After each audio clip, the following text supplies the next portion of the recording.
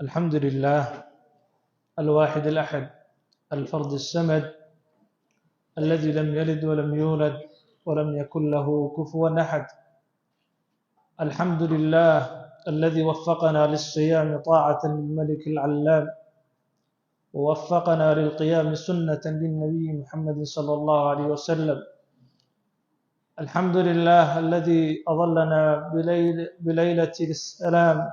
والقدر والإكرام. الحمد لله الذي أمرنا في الأعياد ببر الأيتام وإفشاء السلام وصلة الأرحام. الحمد لله كتب على نفسه البقاء وكتب على خلقه الفناء. الحمد لله قدر ما كان من قبل أن يكون في اللوح والقلم، وخلق آدم وجعل من نسله العرب والعجم، جعل الدنيا دار فناء والآخرة دار بقاء. قال تعالى: بل تؤثرون الحياة الدنيا والآخرة خير وأبقى. وأشهد أن لا إله إلا الله وحده لا شريك له ولا ند له ولا مثل له. من تكلم سمع نطقه، ومن سكت علم سره، ومن عاش فعليه رزقه، ومن مات فإليه منقلب. وسيعلم الذين ظلموا أي منقلب ينقلبون. ونشهد أن سيدنا محمدًا عبد الله ورسوله، اعتز بالله فأعزه، وانتصر بالله فنصره، وتوكل على الله فكفاه، وتواضع لله فشرح له صدره، ووضع عنه وزره ويسر له أمره، ورفع له ذكره وذلل له رقاب عدوه. اللهم صل وسلم على رسولك ونبيك محمد وعلى آله وصحبه وسلم تسليما كثيرا. أما بعد، ولا ريال سيدة محاضرة عنوان كيغو وياهي وماذا بعد رمضان. رمضان محاكة بيا، وماذا استفدنا من مدرسة شهر رمضان، من مدرسة الصيام. محاسك فائدة سني صومكي أين صومي يبشي بركة سنيد شهر الرحمة والمغفرة. محينك فائدني ولا لي رمضان واتكتي ساعده ودن بيسبين كجرنا، لكن الله الرحمن كهائن عابدني حي باق لا يموت ونور يهي مدمن. بدنا انت aynu cid agteena sharaf ku leh oo qaali nagu ah aynu sagootinay, qubuurta aynu geynay, aynu aasnay, ciidda aynu ka hoosaysiinay, halkaana aynu kaga nimid. ramadaan walaalayaal waa tagtay, camalkii dhexdeeda aynu qabanayna waa la tagtay, kii khayr dhexdiisa dhigtayna waa dhigtay, kii dhexdiisa shar iyo waxaan wanaagsanaan dhigayna waa dhigay. ilaahayna subxaanahu wa tacaala dadka waa soo saarayaa, waana la isxisaabin doonaa. qaala allahu tacaala: rabbanaa innaka jaamicu nnaasi liyowmin laa rayba fiih ina allaha laa yukhlifu lmiicaad. allah subxaanahu wa tacaala wuxuu yihi isagoo ka warramaya addoomihiisa oo baryaya, waxay yidhahdeen: rabbigayow, adigu dadka ka soo ururinayaa tahay maalin aan wax shakiya iyo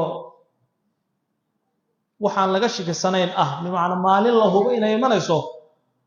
ballankana ilaahay oo kama baxdid. ramadaan waa tagtay, camalkii saalixa ahaase weli waa taagan yahay, allihii la caabudayeyna waa jooga. dad badan ramadaanta si fiican bay u soo qaabilaan, khayrka waa ka faa'iidaystaan. ramadaan se markii daba jeediso iyaguna waa jeedsadaan. masaajidadii la camilayay baa dadkii ku yaraadaan, qur-aankii la akhrinayay baa laga hijroodaa, dikrigii iyo taacaadkii baa la yareeyaa, xuskii ilaahay subxaana wa tacaala la xusayey ayaa ay dadku yareeyaan. taabicigii la odhan jiray bishr alxaafi ayaa waxaa lagu yidhi: ina qowman yatacabaduuna fii ramadaan wayajtahiduun. dadku waa dadaalayaan ramadaan, allana waa caabudayaan. فإذا انسلخ رمضان تركوا رمضان markay baxdana waa tagayaan oo waa jeedsanayaan markaasa waxa uu yiri bi'sal qawm la ya'rifuna Allah illa fi ramadan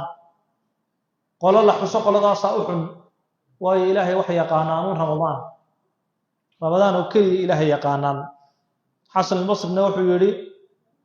qofka muuminka ah amalkiisu muddo male geeri mooyaane amalkiisu waxa uu go'ayaa markay geeri ka qabato markaas wuxuu akhriyaa aayada quraanka ilaahay subhanahu wa ta'ala yiri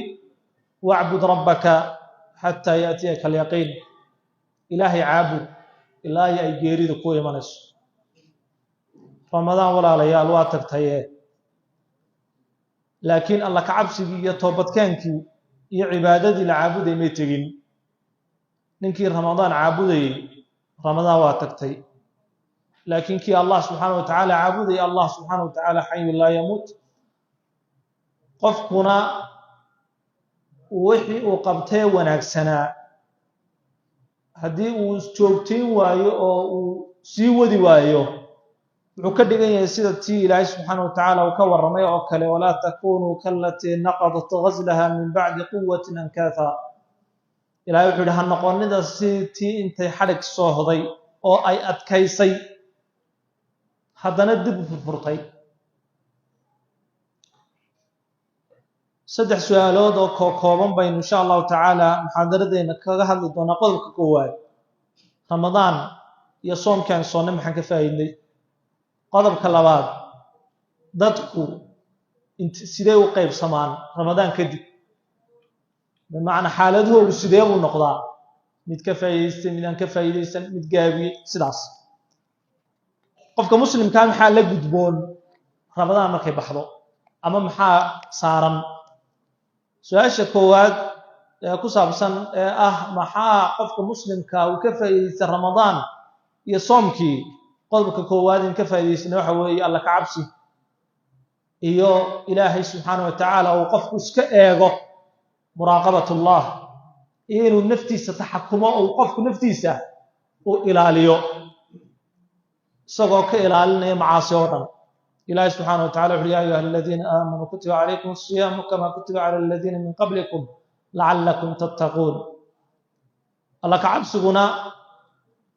aayadda ilaahay subhanahu wa ta'ala wuxuu noogu sheegay in soomkii lagu waajibiyay kuwii inaga horeeyna lagu waajibiyay la'allakum tattaqun shaad Allah wa cabsataan wa qodobada koowaad ama darsiga koowaad in ka faa'iideysana ramadan waa la ka cabsi alla ka cabsiguna waa dardaarankii Allah subhanahu wa ta'ala uu dardaarmay inaga iyo kuwii inaga horeeyba walaqad wasayna alladheena utul kitaba min qablikum wa iyyakum an ittaqullah ilaahay subhanahu wa ta'ala wuxuu yiri wallahi xaqiiqe waan u dardaarnay kuwii idinka horeeyay iyo idinkaba inaad ilaahay subhanahu wa ta'ala ka cabsataan walaalayaal qodobka labaad ee ramadan ka faa'iideysanay waxa weeye qofka muslimka saayimkii ka faa'iideysanayo as-sabr sabirki noocyadiisa kala duwan haday noqoto inuu ku sabro taacada ilaahay oo ugu horeeyo soomku gaajadiisa leh oo qofku gaajoonayo oo wadari ku imanayso wixii uu jeclaayo oo dhan uu joojinayo iyo inuu ka sabro macaasida wax kasta oo xumaana oo ilaahay subhanahu wa ta'ala uu qofku amar diido iyo rasuulkiisa uu ku sameeyo qodobka saddexaad ee sabirka noocyada sabirka mid waxa weeye inuu qofku ku sabro aqdaarta ilaahay macna wixii ilaahay u qadaray sideenay geeri soo haleesho kale xanuun ku dhaco iyo wixii la midka sabirku waa shay aad iyo aad u qaali ah saas aawadeed ba Allah subhanahu wa ta'ala uu quraanka ku sheegay qofka cid kuwa saabiriinta ee sabra ajarkooga maalinka qiyaamee bila xisaab lagu siinayo ilaahay waxa uu yiri inma yuwaffa as-saabirun ajrahum bighayri xisaab dadka sabra ajarkooga maalinka qiyaamo waxa la siinayaa iyaga oo loo xisaabinaynin qodobka saddexaad inuu ka faa'iideysana ramadan waxa weeye qiyaamul layl habeenkii inaynu istaagno on Allah subhanahu wa ta'ala كعابد عبادة وين قيام الليل ليلة أما تراويح النقطة أما تهجد هالنقطة ولو هل رقعد وتكتب بعد العشاء وهالنقطة وحين كفى إذا سني قيام الليل كفضل جيسيو أجر كيسنا ورسولك نوشي يقول من قام رمضان إيمانا واحتسابا غفر له ما تقدم من قام مع الإمام حتى ينصرف كتب له قيام ليلة رسولك الشيخ صلى الله عليه وسلم قف قيام الليل وقعه إن دمجيسي هريكيسي دم الله دافع وحكى رسولك الشيخ صلى الله عليه وسلم إن قفك إمامك لا يستاجل لما يست الصلاة تراويح من الليل متهجد إن loo qorayo habeen dhamaystiran nin taagnaa oo kale xadiis hore aan uga hadalnayna waxay ku soo aragnay in rasuulku sallallahu alayhi wasallam dambigiisa wala dhaafaa qodobka afraad in ramadaan ka faa'iideysana walaalayaal waxa weeye jihaadu nafsi ash-shaytaan inuu qofku naftiisa la jihaado oo la dadaalo shaytaanna uu la jihaado shaytaan waa la xidhaa laakiin deekiis yar yaraa maradadii iyo kuwii madaxa adkaaba la xidhaa kuwii yar yaraa waa furan yihiin hadduu dee yara ka awood bato iyada oo wajiyadii khayrka oo dhan ilaahay fudeediyey oo albaabadii jannada la furay shayaadiinta kuwii madaxa la xidhay khayrkii oo dhan ilaahay fudeediyey de macnaheedu waxa weeye iimaankaaga daciifa inuu qofku naftiisa la jihaadana ilaahay subxaanahu wa tacaala waa ammaanay dadka naftooda la jihaada sidoo kalena ilaahay wuxuu u ballan qaaday inuu dariiqa sawaabka ee xaqa ku toosinayo الله سبحانه وتعالى يقول والذين جاهدوا فينا لنهدينهم سبلنا وإن الله لمع المحسنين هو أنك قدرت إنه جهادي وحنكوها نولين دونا ودوين كيجا ودوين كخير كيهنون كي وناك ودن وإن الله لمع المحسنين الله سبحانه وتعالى ضدك إحسان كسمية وناك لي ما دوغه الرئيس عملك صالح يا إلهي درتي عملك الله قط النبي محمد صلى الله عليه وسلم راعوه هو إلهي اللي تشركه قوي إلهي waa u gargaaraya amalku ugu kaalmaynaya iyo wixii la midka qodobka shanaad ee walaa ka faa'iideysana waxa weeye soomku qofka muslimka waxa uu barayaa inuu is ilaaliyo waxaan oo dhan wixii xun oo dhan iska ilaaliyo soomkuna kaliya ma inaad cunto iyo cabitaan ka soonto ee wax xumaan oo dhan inaad ka soonto mid afka ah mid gacanta ah iyo mid adinka intaba saasaawadeed baa rasuulku sallallahu alayhi wasallam wiri as-sawmu junnatun soomku waa gaashaan فإذا كان يوم صوم أحدكم فلا يرفث ولا يصخب ولا يجهل وإن امرؤ قاتله أو شاتمه فليقل إني صائم midkiin haddii uu maalin sooman yahay oo soonkii midkiin maalintii uu noqdo yaanu dambaabin yaanu qaylqayli yaanu arrin aanu garanayn iska samayn taasoo laga yaabo inay soo jiido haddii uu qof uu la dagaalamana ha ku yiraahdo ama uu caayo ha ku yiraahdo war waan soomana taa macnaheedu waxa weeye soonkii baa qofkii waqaayo iyo ilaalin u noqonaya waana waxaynu baranay oo hadhow toole markay Ramadaan baxdo aad istaxakumi karto oo isqaban karto xadiidka rasuulku sallallahu alayhi wasallam waa ku lahaa ninka adagi ma aha ninka ku adag lagdanka iyo marka muxuu haayay ciyaarta la isla lagletamo ku adag ma aha ninka adag waa ninka markuu xanaaqa naftiisa qabta isilaaliya isdawra soonka marka qofka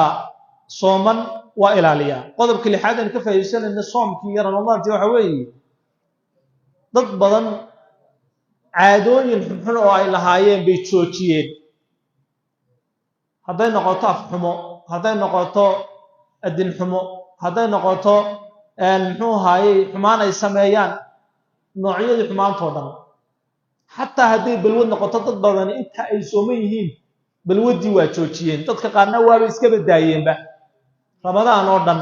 ilaahay ha ugu wada kuwa iska daayay kuwa inta raba soonka iska daayeen ilaahay ha u dhamaystiray macnaheedu waxa weeye mar haddii ilaahay dartii aad uga tagtay oo naftaadii caadadii xumaydii ilaahay aad ka joojisay wax weyn baad baratay waxaana halka laga qaadanaya oo ka faa'iideysanaysaa wax kasta oo aan wanaagsanayn inaad iska din karto waxay kaaga baahan tahay caziimo iyo go'aan rasuulku wuxuu sheegay sallallahu alayhi wasallam man taraka shay'an lillah awadahu Allah khayran minhu qofka shay ilaahay dartii uga taga ilaahay wax ka khayr badan buu u bedelaa lama arag qof la yiri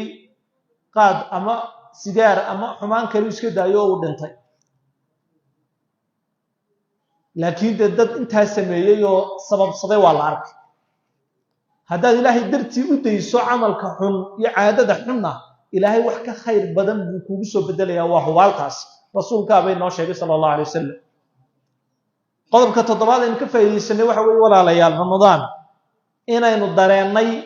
dhibka ay leedahay gaajadu iyo hayn la'aantu qofku aan waxba haynin wax uu cuno macna dadkii fuqarada ahaa ee masaakiinta ahaa in loo turo oo la dareemo xaaladii ku jiraan rasuulku sallallahu alayhi wasallam isagoo nagu dhiirigelinaya dadka baahan ee saboolka ama taagta daran inaynu caawino waxa uu rasuulku sallallahu alayhi wasallam الساعي على الأرملة والمسكين كالمجاهد في سبيل الله أو القائم الليل الصائم النهار والصائم النهار رسولك صلى الله عليه وسلم منك حنانية دريالة قبض وننكي كدنتي أما بدل فري يا مسكينكي وحكدغيه المجاهد في سبيل الله إلهي درت جهادية أما من هبين ولدن تاغن أما من مال ورنا صومن أيو كدغيه وشيء آدي هذا القيمة بدن وعلى سوري الشيخ لونتي حماد بن أبي سليمان إنه رمضان ودن وقودين جري 500 oo qof markay ramadaan baxdana 500 waxay ku ciidi lahaayeen busiin jiray macnaheedu waxa weeye waxa tababar u noqday iyadoo ajaro kala fara badan ku soo arooreen gaajadii ramadaan la dareemay iyo de xaaladda uu qofka ku jiro kale uu ku jiro qofkuna nicmada wuxuu dareemaa marka aanu haynin nimcadii uu haysan jiray haddaad caafimaad haysan jirtay markaad weydaa dareemaysaa haddaad qani ahayd markaad sabool noqotaa dareemaysaa haddaad markaa dhalinyaro ahaydna markaad da' noqotaa dareemaysaa nicmada markaanad kaa maqan tahay baa la dareemaa sidaas aawadeed qofka muslimka waxa la gudboon mar walba nimcada uu haysto haddii ilaahay wuxuu siiyey haddaanu siinba inuu ilaahay mar walba mahadiyo oo ku mahadnaqo inta ilaahay subxaanahu wa tacaala uu siiyey uu ku qancana waxa alla uu siiyey qodobka 8 walaal ka faa'iideysana ramadaan iyo soomka aan soonno waxa ka mid ah de soonku ama in qofku uu soomo oo waqtiyada kamid ah uu gaajeysnaada marka laga tago ajarka ilaahay subxaanahu wa tacaala u yeelay oo ilaahay subxaanahu wa tacaala uu yiri soomka aniga qofka ka abaal marinaya soomka aniga leh wa ana ajzi bihi aniga ana ka abaal marinaya uu yiri ilaahay subxaanahu wa tacaala qofku caafimaad ahaana waa ka faa'iida wa kii rasuulku sallallahu alayhi wasallam xadiis ku lahaa ما ملأ ابن آدم وعاء شر من بطنه ابن آدم مو بوحنين وحك شر بدن علوشي في أوركيس مرة أنت لقب وحياء مرة حمان وأنت لقب وحياء قرأت يا حماسي لقب وحنيا هذا مرة والبقى تهي قف ورحمه يعلى الحمى تكوق هذا aan iska cafinin calooshaada iyo uurkaaga dad baa ku xidhan dhibta ay leedahayna insha Allah taala way sheegi doonaa qodobka 9aad ee walaalayaal ka faa'iidana waxa weeye ramadaan waa fursad isbedel qofku uu naftiisa ku bedelayo ilaahayna subhanahu wa ta'ala qofku ma bedelo ilaa waxa uu naftiisa ku sugan u bedelmo inna allaha la yughayyiru ma biqawmin hatta yughayyiru ma bi anfusihim isbedelku qofka naftiisu ka imaada hadana aad go'aan qaadan in isbedel la timaado isbedel ku iman ma beertaad qodanaysa hadana marka hore hagaajinin ama ganacsiga bilaabaysa hadda marka hore u sahan tagin oo rad wixii diba ku imanaya aan hore u eegin oo daryeelin de horumarka gaari maysid isbedel bay u tahay qofkii quraanka aan akhrin jirin inuu akhriyo isbedel bay u tahay qofkii xumaan samayn jiray xumaantii ka tago isbedel bay u tahay qofkii inuu toobad keeno ilaahayna toobad keenka mar walba waa inoogu yeedhay qul yaa cibaadiya aladiina asrafuu calaa anfusihim laa taqnabuu min raxmat illaah ina allaha yakfiru dunuuba jamiica ugu fiirso ilaahay adig oo dembiyo ku talax tegay oo dembi kasta sameeyeyba haddana wuxuu ku leeyahay addoommahaygiiow kuwa weliba gabood fale ee xumaanta ku talax tegayow laa taqnabuu min raxmat illaah naxariista ilaahay ha ka quusanina waayo ina allaha yakfiru dunuuba jamiica ilaahay dembiyo oo dhan waa dhaafaa kuwa yaryar iyo kuwa waaweyn dhammaantood ilaahay waa dhaafaa qofku haddii uu shirki ku dhintuun baan loo dhaafin cibaadada ilaahay cid kale inuu siiyo hadduu ku dhintuun baan qofka loo dhaafin ina allaha laa yakfiru an yushraka bihi wayakfiru maa duuna dalika liman yashaa ilaahay uma dhaafo qofkii shirki sameeya wixii intaa ka sokeeyana ciduu doono alla u dhaafa isbedel waxay u tahay qofkii beenta sheegi jiray beenta iska daayo isbedel waxay u tahay qofkii xumaan oo dhan samayn jiray iska daayo isbedel waxay u tahay qofkii cid xumaan ay kala dhaxaysay ay istagaaleen laakiin dagaal ay ku kala maqnaayeen مثلا qof walaalka ayaa dhib idin dhex maray waa kala xanaaqdeen rasuulku wuxuu yiri sallallahu alayhi wasallam saddex bisho wax ka badan qof in la kala maqnaado ma waliba marka saddex cisho dhimaadana waxa khayr badan ka salaanta ku bilaaba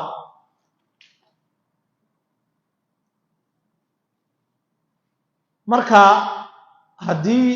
qof ahid kala dhaxeeyaan qofka cafis ka dalbo hatta hadii uu isagu ka gardarna war waan ku cafiyay iska cafi ilaahay waa amaana dadka cafiya waxa ilaahay subhanahu wa ta'ala wal kaadhimiina al ghayda wal aafina 'anil nas wallahu yuhibbul muhsinin kuwa carada qarsanaya iyo kuwa dadka iska cafinayaba ilaahay waa amaanta dadka muuminiinta tilmaamooda intuu ku daray wuxuu yiri wallahu yuhibbul muhsinin ilaahay waa jecel yahay dadka ihsaanka iyo wanaagga sameeya isbedel waxa uu tahay ninkii qaraabadiisa aan xiriirin jirin inuu qaraabadiisa xiriiriyo qaraabada la xiriiriyana ilaahay baa kugu xiriirinaya hadaa qaraabada goysan ilaahay baa ku goynaya intaas walaal waan yara kooban oo kamida waxyaabahan Ramadan ka faa'iideysanay su'aasheena labaad ee ku saabsaneed ahayd Ramadan kadib maxaa ka dambeeya maxaase ay tahay xaaladaha dadku ay u qaybsamaan Ramadan kadib saddex xaaladood bay dadku Ramadan kadib u qaybsamaan saddexda xaaladood xaaladda u horeysa horta intaan saddexda xaaladood sheegin laba xaaladood baa ay ka kala ku soo ururaysa kow qof ilaahay ateecay u hoggaansamay amaladii la imanaya wixii laga doonana sameynaya iyo qof inta aan la imanin ka soo raaca waa mid waxna la yimiday gaabisna la yimido saddexaad culimadu ku tusaaleeyeen adoon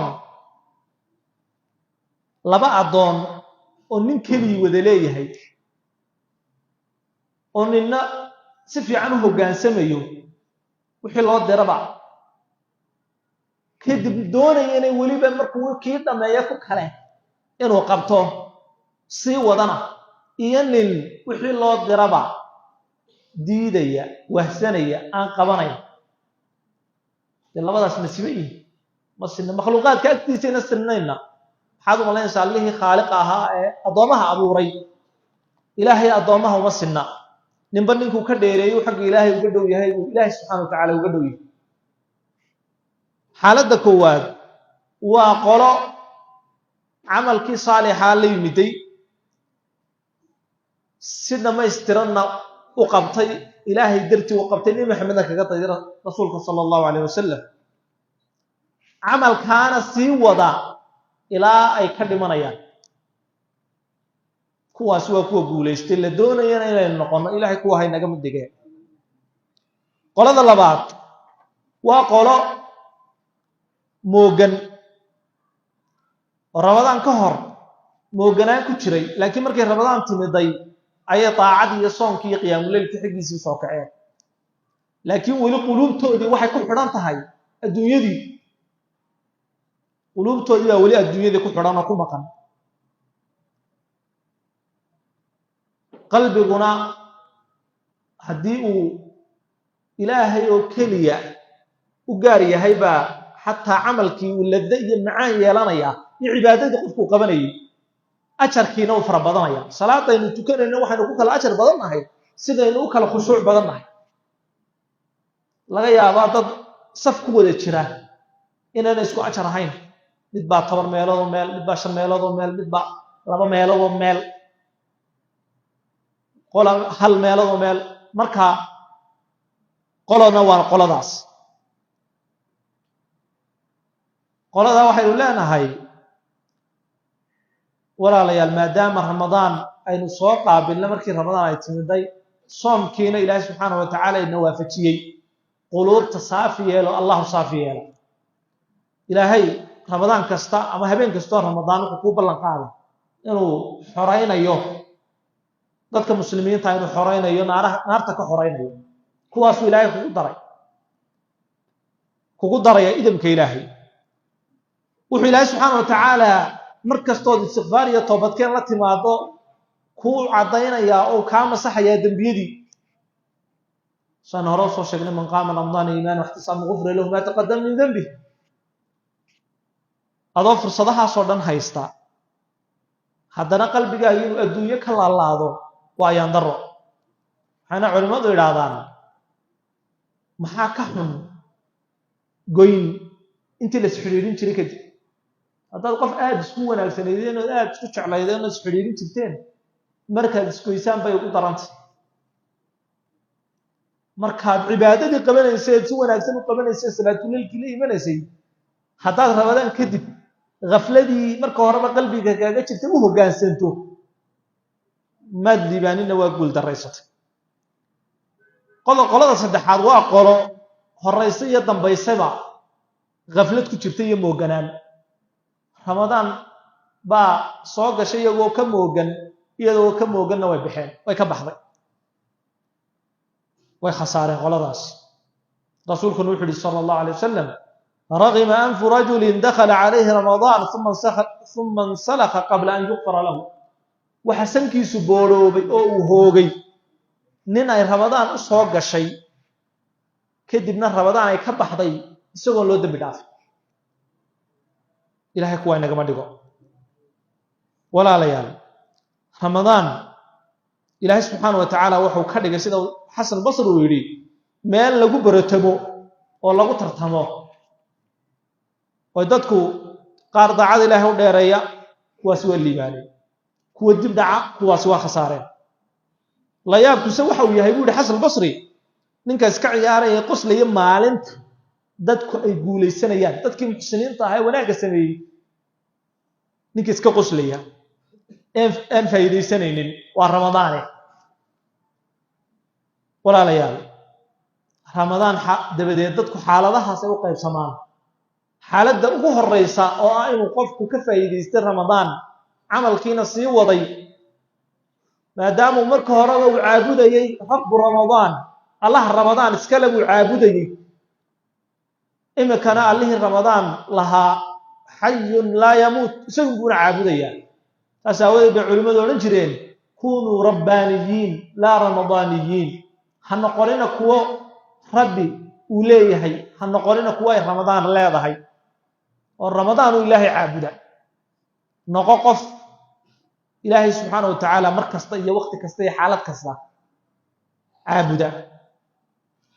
walaalayaal maadaama xaaladaha dadku qabsan maxaa qofka muslimkaa la gudboon ramadaan dabadii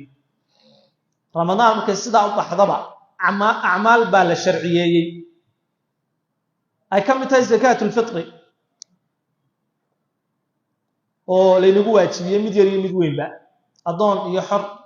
wiil iyo gabadh intaba waxyaabaha loo sharciyey waxaa ka mid a ilaahay wuxuu ku daahirinayaa qofkii muslimka ahaa ee soomanaan wixii dhacdhacee ka dhacay dee kii miskiinka ahaana waxay garabgal bay u tahay iyo caawimo waxaa ka mid a waxyaabaha ramadaan kadib qofkii laga rabo ciddii ramadaan ay ka tagtay maalan aan fidyana lagu lahayn xanuun ay uga tagtay gaar ahaan dee mar ku soo qooday oon joogto ahayn muslimna ahayn si culimadu sheegeen kaas inuu qalleeyo ramadaan markay baxdo wixii lagu lahaa waa acmaasha ramadaan kadib la rabo inuu qofku qabto Aisha radhiyallahu anha waxay tiri kaana yakunu alayya sawm min ramadaan soom baa laygu lahaan jiray ramadaan fama astadiicu an aqdi illa fi sha'ban man awoodi jirin inaan qalleeyo illa bisha sha'ban mooyaan sha'ban baan qalleyn jiray marka macnaheedu waxa weeye xadiidku waxaan daliishanaynaa maaha macnaheedu inaan leenahay sha'ban ha loo dibdhigto waxa dhici karta sha'ban inaad xanuunku ugu soo galaba amalkana la iskama dibdhigo waayo la'alla gadan yatika wa anta faqid waxa laga yaabaa inay berri timaado adigoon joogin oo dhimataba weligaana amal ha iska dibdhigin waxaad qaban karto dib looma dhigo rasuulka sallallahu alayhi wasallam iyo saxaabada rasuulka sallallahu alayhi wasallam ba amalka aad bay ugu dheerin jireen bal rasuulka sallallahu alayhi wasallam waqtiyada ramadaanta waxa inoo sheegay saxaabadu inuu khayrka uga dheerin jiray tabaysha la soo diray hadda qoliyaha gaaladu yiraahdaan qawaacid ay dejiyeen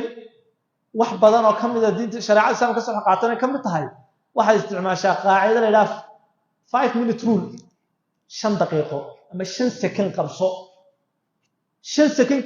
markaad qabsato 1 2 3 4 5 ku dhaqaaq amalkii markaa naftiiba markaa nashaad iyo firfircooni la imanas qodobka saddexaad walaalayaal ramadaan waxay hor ay u ahayd oo ramadaan kadib laga rabo inaad qabato ramadaan marka horeba garoon bay ahayd tababar lagugu tababarayo dhaqanada wanaagsan oo dhan gaar ahaan soonka soonka ramadaan oo kaliya uu lagama rabo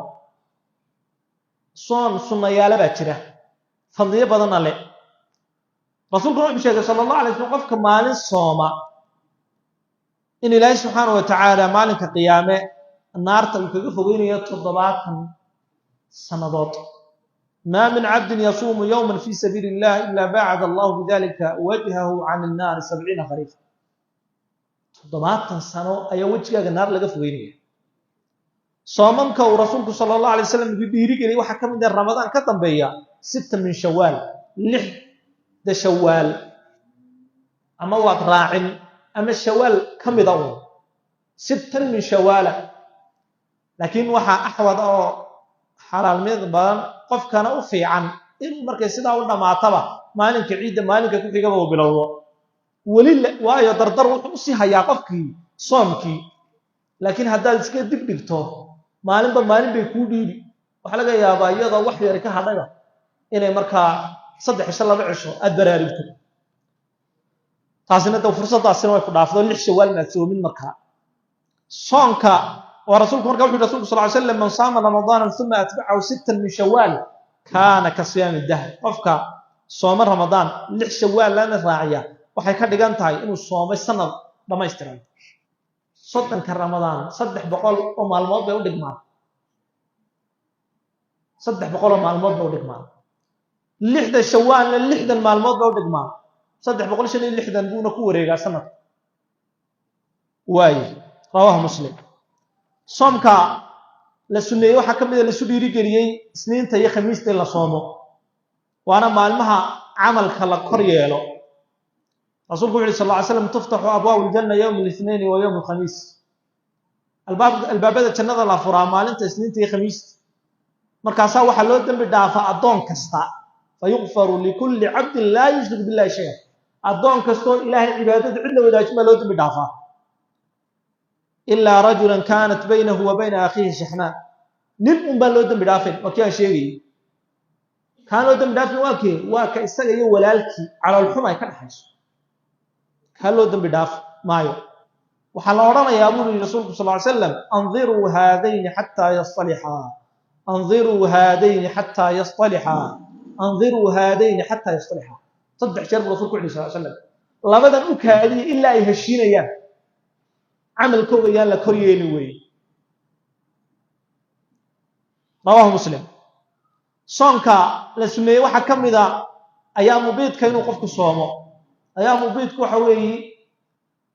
بشا هجري صدح saddex toban, afar toban, shan toban. saddex tobnaadka, afar tobnaadka, shan tobnaadka. waa maalmaha dayixu uu cad yahay. waliba maalintu ugu cad yahay waa maalinka afar tobnaadka. uu dhammaystiray. waayo shan tobnaadka wuxuu bilaabmayaa nuqsaan u yaraanaya. laakiin afar tobnaadka uu dhammaystiray. rasuulkuna kama tegi jirin saddexdaa maalmood inuu soomo ayaamu beedka hadduu safar ku jiro haddaanu ku jirinba. soomka la sumeeyo waxaa ka mid ah shacbaan in la soomo badideeda. rasuulku waati caaisha lahayd rasuulku sallallahu alayhi wasallam siduu shacbaan u soomi jirin bilaha kale u soomi jirin ilaa aan isnidhaano maanta malaha maba afurayaba. soomka la sumeeyo waxaa ka mid ah 10ka hore ee dilxij in la soomo oo camalka saalix uu aad u fadli badan yahay. marka culimadu markaa 10kan maalmood iyo 10kan habeenada ramadaan waxay soo waafajiyeen yiraahdeen maalin ahaan marka la eego 10kan maalmood ee dilxij u horeeya fadli badan ee ilaahay ku dhaartay wal fajr wa layaalin 10. maalin habeen ahaana waxa fadli badan 10ka habeen ee ramadaan u dambeeya. ilaahayna quraanka uu soo dejiyay inna anzalnahu fi laylatil qadr. waxa kamid ah soonka maalinka carafo soonka sunnaha ah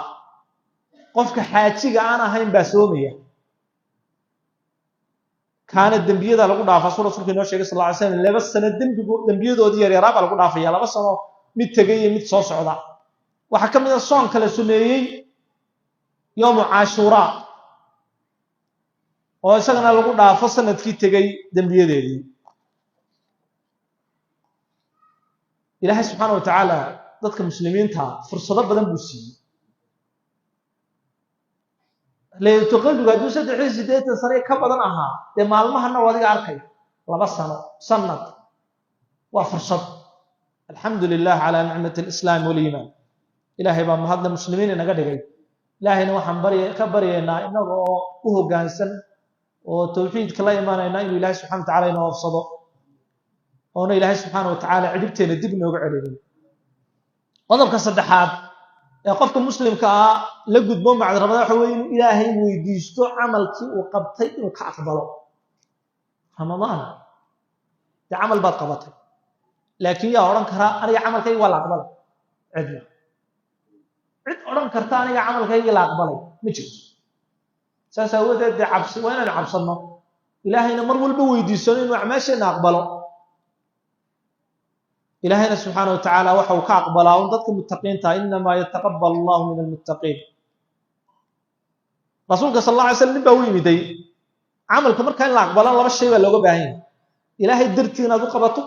رسولك النبي محمد صلى الله عليه وسلم كذا.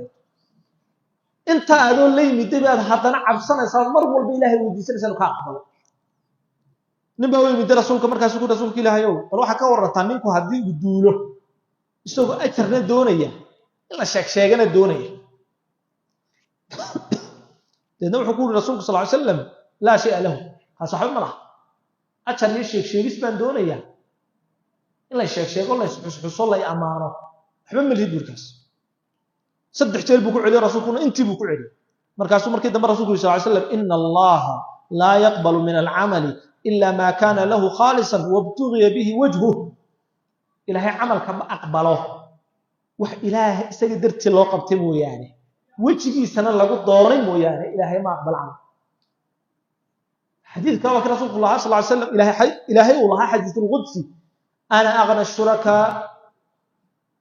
ash-shuraka yani ash-shirk man amila amalan ashraka fihi ma'i ghayri taraktuhu wa shirka. anu cidda wax wadaagta ka ugu qanisan baan ahay. qofka ila wadaajiya wax aan gaar u leeyahay cid kale ila wadaajiya waxa uu ila wadaajiyay isagaba waan ka tagaa. macnaheedu waxa weeye xitaa loo kaalmeyn maayo ilaahay ugu kaalmeyn maayo arrimihiis. iyyaka na'budu wa iyyaka nasta'in. iyyaka na'budu ilaahay adan kaliya ku caabudayna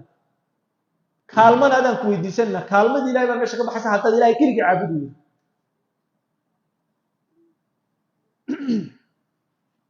waxa kale rasuulku sallallahu alayhi wasallam uu sheegay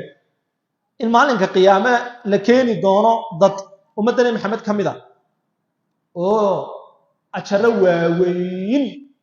sita buura laaleeg kadib maxaa dhacaya ilaahay wuxuu ka dhigayaa habaan mansuura boor la firdhiyay oo kale habaaga waxa ku sheegay culimadu daaqada marka ciyaadu ka soo gasho boorka yar ama saxarka yar ee ka soo gala sidaas oo kale laga dhigaya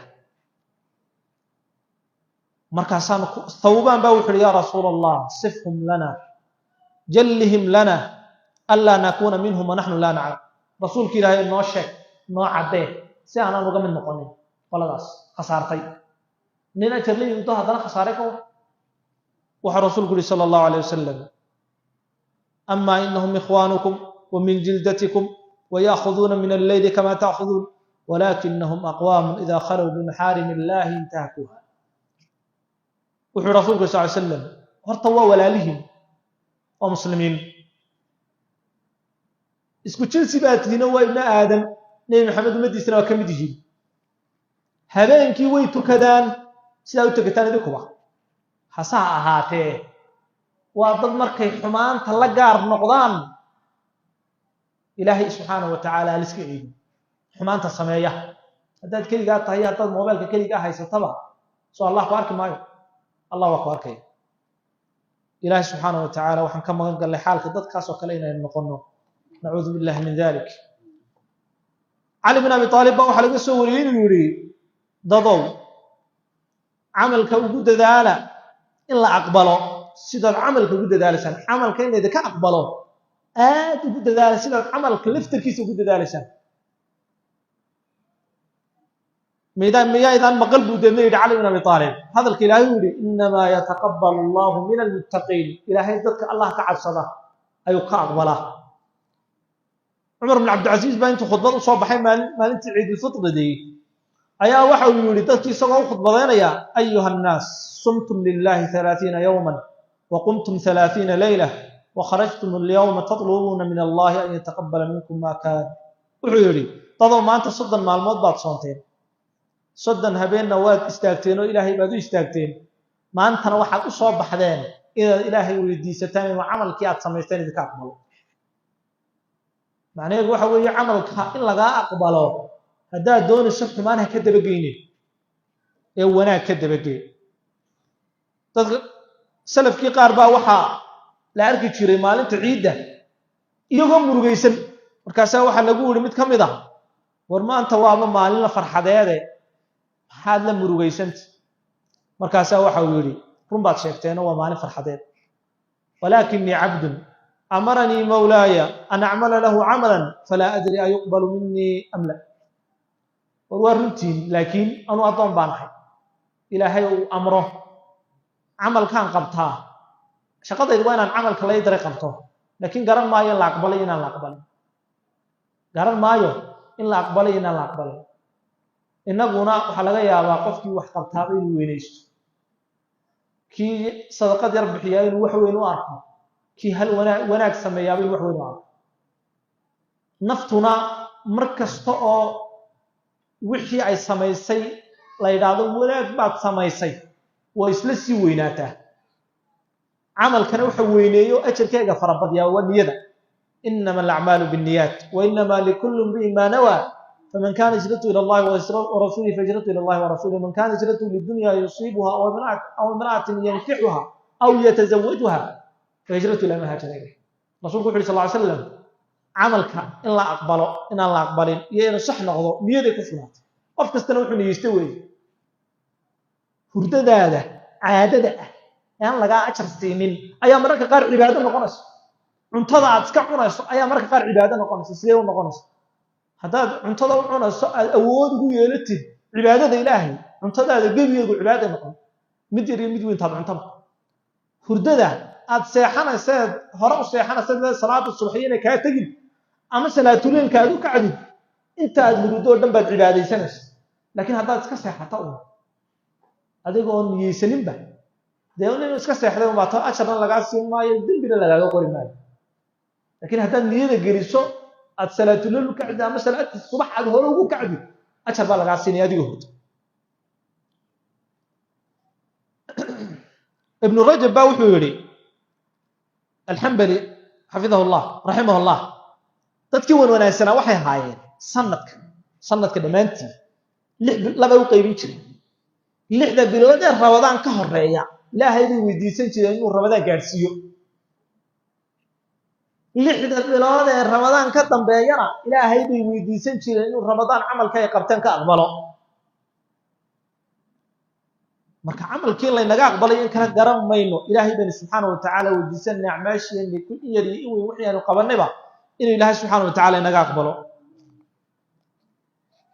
arinka afraad aynu ka qaadanayna waxa weey walaalayaal Ramadaan dabadeed qofka muslimkii inaanu ku noqonin wixii xumaanay sameyn jiray inuu toosnaado ayaa la rabaa ilaahayna quraanka wuxuu ku yiri wala tartaddu ala adbarikum fatanqalibu khasirin war cidbiina ka noqonina oo hadaad cidibtiina ka noqotaan way khasaaraysaan macna amalkii aad sameeynaysa wanaagsanaa taw ka khasaaray oo shirki hataa ku dartan amalkii oo dhan baaburayba waxa ilaahay subhanahu wa ta'ala quraanka uu kaga waramay dadka qaar xaalkooda isagoo ka waramay cibaadada sidii ku ahaayeen baa wuxuu yiri waliba waa munaafiqiintii ومن الناس من يعبد الله على حرف فإن أصابه خير اطمأن به وإن أصابته فتنة انقلب على وجهه خسر الدنيا والآخرة ذلك هو الخسران المبين الله سبحانه وتعالى وحدتك وحكم إذا قالوا إلهي كعابد يدنع على حرف محل قوضا معناه وحو إيمانك من قلبي وقليل وبيرك تعلي حيدة تعلي مذبذبين بين ذلك لا إله هؤلاء ولا إله هؤلاء ولدان لما جيران مسلمين قالنا لما جيران مربوا وادنا فإن أصابه خير اطمأن به هدي وحلان والدنيا دي لو بركايو وخير هلان ويحصليان أمام بيشيغانيان وعباديسانيان وإن أصابته فتنة انقلب على وجهه هدي دي بيكون عدو والله امتحامنا وجهتانيان خسر الدنيا والآخرة كاسي الدنيا الآخرة وخساري الدنيا الآخرة وخساري ولما إلهي كبسيت كي يحولي ذلك هو الخسران المبين كاسي وخساريه عباه شكي قال حين ولذلك المسلم كاهو هنقول سيدي أدون سيد كيسو ويحطوا وحسينا فرحيا هدي aan waxba la siinina caroonaya dan noqo adoon ilaahay mar walba hoggaansan hadii la siiyo hadii kala waayo marka hore hantida yaa laha caafimaadka yaa laha waqtiga yaa laha Allah baa allihi laha un baana haysta ku garan waayay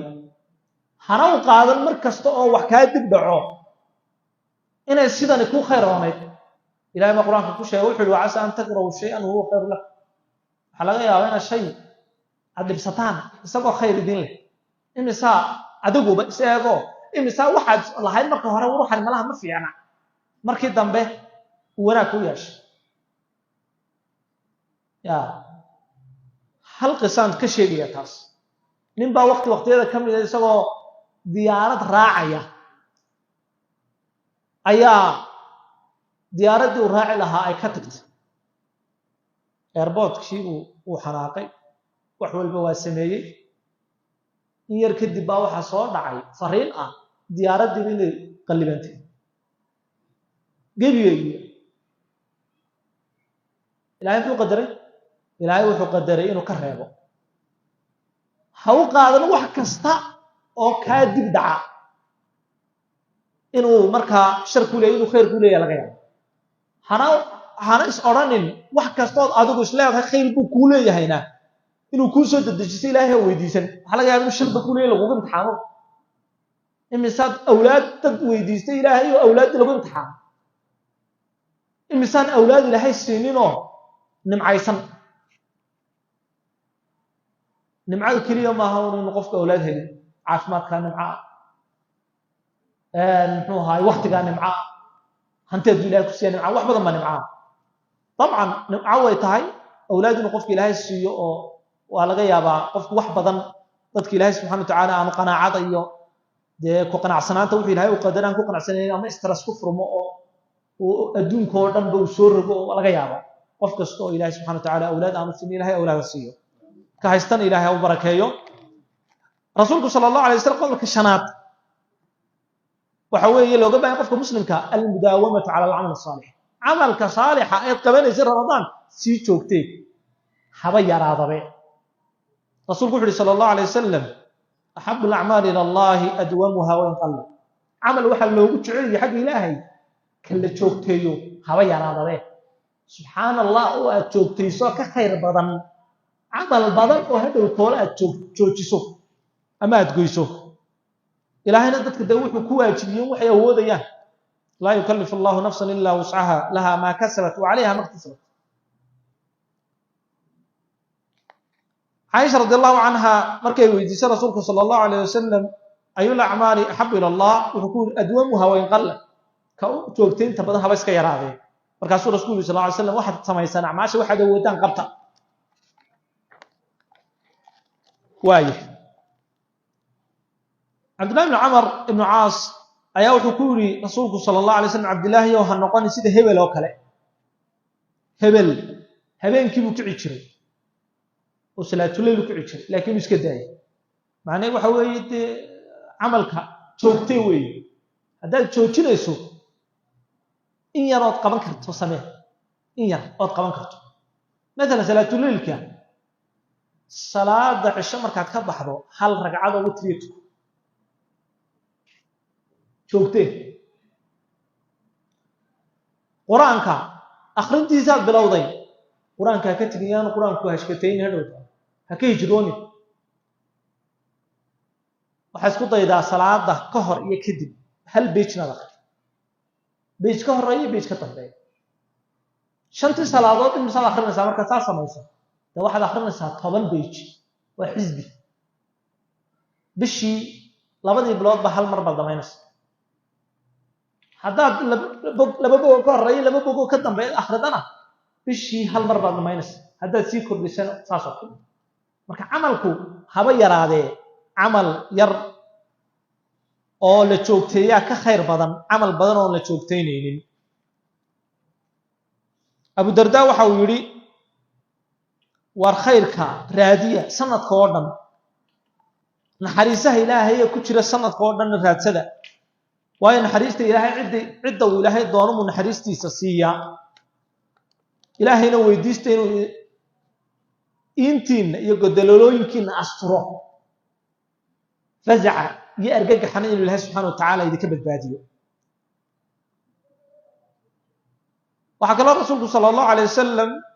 Allah sheegay nin ama qolo cibaadada aad ugu dadaala kaasoo rasuulku taasi waa darawat al-islam wa shirratuhu waa qofka muslimka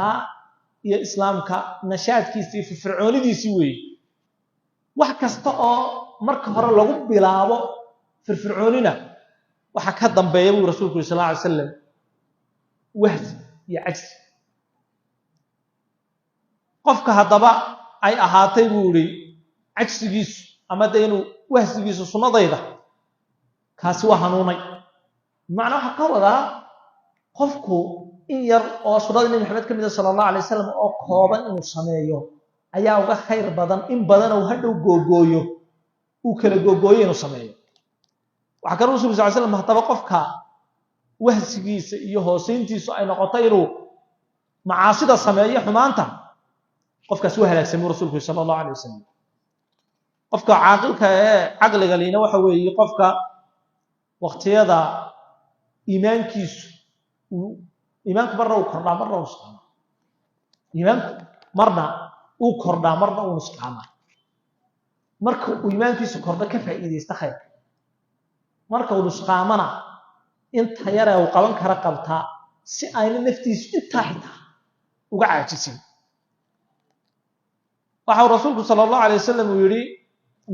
ما منكم أحد إلا سيكلمه ربه مجر مدي كمدي هدو جرنا ربي يجيبوا له الدطارة ليس بينه وبينه ترجمان يسقون إلهي يسقى وح أكل أفعليا أنا تشرين مركز سقف كل حاجة مدي كتيس وحارك يا وحي هرم مرصوي وحاجة يبيع ليسا وحارك يا وحي هرم مرصوي وحارك يا حق السفرين وحارك يا نارتي وهلك كسر عرطنيسا مركز رسولك صلى الله عليه وسلم فاتقوا النار والله بشق التمر ورنارت iska ilaaliya timirta jeexeega ha ahaatee macnaa wax yar oo sadaqadeysatan Allah ka yeelay 1 shilin 500 wax yar Allah ka yeelay marka qofka ilaahayna subhanahu wa ta'ala adoonka uu jecel yahay amal buu waafajiyaa uu joogteeyo kaana kadibna ku oofsada rasuulku sheegay sallallahu alayhi wasallam rasuulku sallallahu alayhi wasallam idha arada Allah bi'abdin khayran ista'malahu haduu ilaahay adoon u khayr la doono uu shaqo geliyaa markaas rasuulku sallallahu alayhi wasallam ku leeyahay sidoo shaqo geliyaa rasuulku ilaahay markaas rasuulku sallallahu alayhi wasallam yuftahu lahu 'amalun salihun bayna yaday mawtihi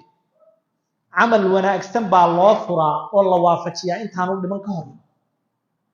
hatta yarda anhu man hawlahu illa ay raali ka noqdaan cid ku xareeraysan macna ay u makhraati furaan makhraatigoga ilaahay subhanahu wa ta'ala uu aqbalo idhaadin qofkaasi amal saalix oo wanaagsan buu ku dhintay qof walna waxa lagu soo saarayaa wixii ku dhintay inama al-a'malu bil khawatim hadii wanaag lagu khatimina wanaag baa lagu khatim hadii xumaan lagu khatimina xumaan waliba ogow qof walba wixii uu joogteeyo ayaa lagu khatimaa hadaad ayda joogtayso ayba lagu khatim hadaad ilaahay nabi ay joogtayso taas lagu khatim hadaad daaciya khayr iyo wanaag iyo dhigri joogtaysana kaas lagu khatim qof walbana waxa lagu soo saaraya maalinka qiyaamo wixii uu adduunka kaga tagay ugu dambeyntii waxa culimadu yiraahdeen amaasha calaamada in qofkii amalkii laga aqbalay waxa lagu gartaa amaashaadi in la aqbalay waxa lagu gartaa inaad wanaagiyaad sameyn jirtay wanaag kale ku dalxiiso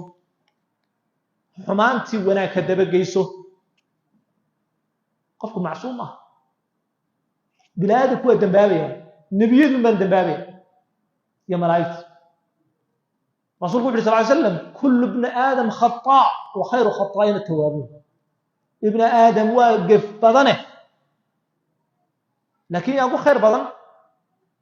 ka toobad keenay gifkii uu galay ilaahay xaqiisa u soo noqda waxa rasuulku sallallahu alayhi wasallam markaa inoo sheegay ilaahay subhanahu wa ta'ala markaa hore wuxuu inoo sheegay innal hasanata yudhibna as-sayyi'ata dhalika dhikra lidhakirin buu fiirso wanaagood samayso mar walba waxay sumad u tahay in amalkaaga laga aqbalo wanaagood joogtayso hana u arkin hadaad xumaan samayso inaan amalkaaga laga aqbalin shaytaanka dhigta kugu riday wanaag kulaba rasuulka yiri kullu ibn adam khata' wa khayru khata'in at-tawwabun shaytaanka wuxuu ku oranayaa wariya dambigaas iska wala u dambi dhaaf maayo hada waxa soo dhansabay meena akhrin aayadu ilaahay yiri qul ya ibadi alladhina asrafu ala anfusihim la taqnatu min rahmatillah inna allaha yaghfiru dhunuba jami'an dambiga dhanba ilaahay baa ku dhaafayaan shaytaanka waswaas ku guriday dhigtay ha u joojin waxa kaloo rasuulku sallallahu alayhi wasallam ittaqillaha haythuma kunt war ilaahay ka cabso meel kasto joogtaba wa atbi'i as-sayyi'ata al-hasanata tamhuha xumaanta sameeysan wanaag ka dabagay dambi baa sameysay sadaqad bix ilaahay waa ka dhaafay eeg ma xaraana sameysay dumaraan ku banaanay baad eegtay de salaadu ilaahay kaaga dhaafaya tukanaysa wa taanadu qasdiindi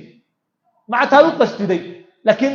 waxaraan qofku inuu hal mar haday ishu kaga dhacdo haween inuu la sii raaco rasuulku wuxuu noo sheegay in ishu sinaysato gacantu sinaysato dhegtu sinaysato zinadeeduna waa eegmada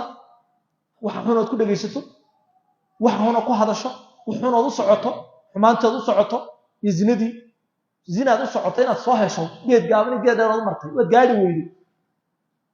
dawaad u dhaqaaqday waa lagu qoray waa u socotay xageey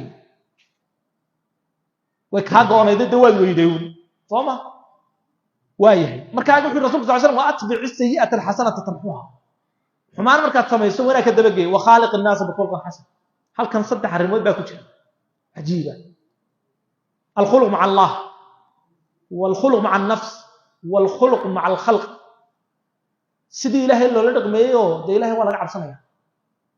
waxa kale ku jirta sida naftaada oo la dhaqmi lahaydo de xumaantaad ka ilaalinayso waa u samafalays wa atbi'i sayyi'ata al-hasanata tamhuha iyo sida dadka la dhaqmi lahaydo wa khaliqin naas bi khulqin hasan dadka dhaqan wanaagsan kula dhaqan hada wanaagsan kula hado ki weynaa ixtiraam ki yara u naxariiso ki kaalmo u baahnaa kaalme iyo wixii la midka walaalayaal guntiga gabagabadii ramadaan cibaadada dhankeegii baynu dhandhaminay aynu waqtiyadeena kale iyo bilaheena kale ee soo socda aynu ku camirno waxayna anfacay ilaahay inoo dhaweeya camal kastoo in samaynana waa waxa ilaahay inoo kaydinayo maalin baana imanayaan muxuu hayay wax walba la muujinayo yawma tubla saraa'ir wixii qarsoonaayoo dhan maalinta la soo muujinaya ayay imanayaan yawma tajidu kullu nafsin maa camilat min khayrin muxdaran وما عملت من سوء تود لو أن بينها وبينه أمدا بعيدا ويحذركم الله نفسه والله رؤوف بالعباد إلهي waxa uu yiri maalin xusa maalin ka naf kasta wixii ay samaysatay oo khayr la keenayo iyo wax kasta xumaan ay samaysay xumaantii ay samaysan ay jeclaanayso in iyada iyo xumaantii ay samaysay in waqti dheer loo dhaxaysiyo la kala fogeeyo ويحذركم الله نفسه إلهي wuxuu idinka digayaa naftiisa ciqaab uu idinka digayaa cad uu idinka digayaa والله رؤوف بالعباد إلهي أدومي سواء من أطرس بدن ونحرس بدن أعماشا أن شوكتينو خيرك دمانتي با إلهي سبحانه وتعالى وحوي دي سنة ناينو نقدقو أدومو استقع عابود هري هبين با رمضان يغير كيد با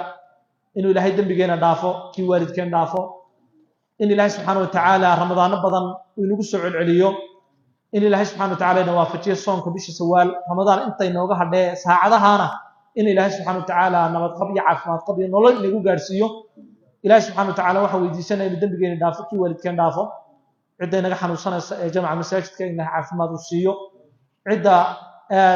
arrimo iyo baahilana Ilaahay subhanahu wa ta'ala baahida u siiyo inkii muraadkiisa macsiyo lahayn Ilaahay subhanahu wa ta'ala u siiyo